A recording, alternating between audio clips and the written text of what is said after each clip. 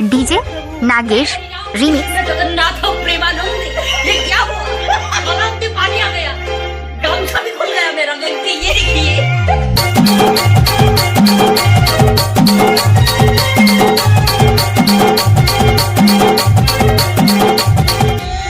DJ Nagesh remix.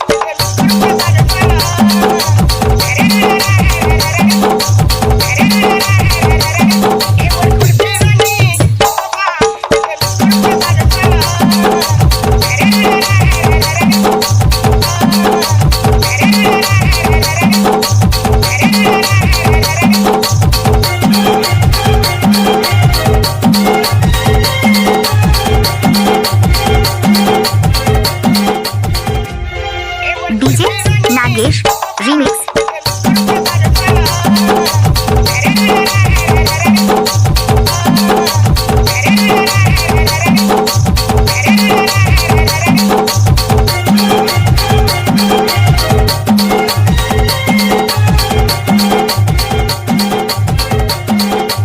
DJ Ishwar Nagesh बासिनपाट।